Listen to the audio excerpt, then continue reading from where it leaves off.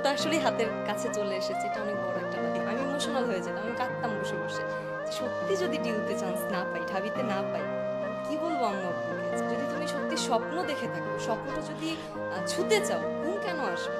স্বপ্নটা সঠিকভাবে দেখতে হবে, তাহলে কখনোই ঘুম আসবে না। কারণ আমার যেটা মনে হয়, অ্যাডমিশন জার্নিতে যে যত বেশি এক্সাম দিবে, যে যত বেশি রিভিশন করবে, ঢাবি তত তার কাছে।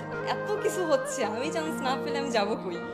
আমাকে চান্স পেতে হবে। তার মধ্যে আমি ৩ টা জিনিস সবসময় ভাবতাম যে এরকম হলো যে আমার সব ফ্রেন্ডরা চান্স পেয়ে গেল, আমি পেলাম না। বিষয়টা আমি কিভাবে মেনে নিব? একটা ব্যাপার থাকে। তারপরে দ্বিতীয় আরেকটা থাকে যে হ্যাঁ, আমি ফেল করে গেলাম। মানে দেখলাম যে রেজাল্টের দিন দেখলাম আমি ফেল করছি। এটাও তো মেনে নেওয়া আসলে সম্ভব না। তারপরে এমন হলো যে আমি আসলে চান্স পেয়েছি, কিন্তু সাবজেক্টটা আসলে আমি আমার মন মতো পাইনি। তখন এই ৩ টা বিষয় সবসময় আমাকে ভাবাতো যে তাহলে একটু এমনভাবেই পড়াশোনা করি যেটা অ্যাকচুয়ালি স্বপ্নটা আমাকে হাতের মধ্যে এনে দিয়ে যাবে। এরকম একটা ব্যাপার। এই ভেবে অনেক পড়তাম, অনেকটাই পড়ার চেষ্টা করতাম। চান্স পাওয়ার পরে তো অবশ্যই আমি আমার ওই গ্রামের কথা যদি বলি, ওই অঞ্চলে একমাত্র এখন ভাবিয়ান।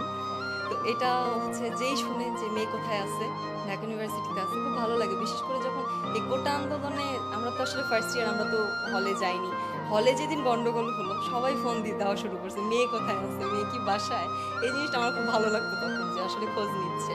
আর এখন দেখা যায় স্কুলের জুনিয়র, এলাকার যত জুনিয়র আছে, পরিচিতদের আঙ্কেল আন্টিদের ছেলেমেয়েরা সবাই এখন আসে যে ওকে একটু গাইডলাইন দিও, কোনটা করলে ভালো হবে, তুমি কোথায় কোথায় ছিলে, এই বিষয়গুলো জানতে চাই। এটা খুবই খুবই ভালো লাগে। আর বিশেষ করে যখন আমার মাকে ফার্স্টে এসে বলে যে আমি একটু মেয়ের সাথে কথা বলবো বা কি, তখন আম্মুর চেহারাটা সত্যি মানে দেখার মতো না, ওটা খুবই ভালো লাগে, শান্তি কাজ করে তখন। আর অ্যাডমিশন জার্নিতে আইডি ডিঅ্যাক্টিভ ছিল, একটা ফেক অ্যাকাউন্ট থেকে আমি ক্লাস করতাম, আর যেটা আমি আজকে রিভিল করলাম। এতদিন সবাই জানতো আম্মুর আইডি, বা আমার একটা ফেক অ্যাকাউন্ট ছিল। তো সেখান থেকে আমি মূলত এডুকেশনের ক্লাসগুলো করতাম।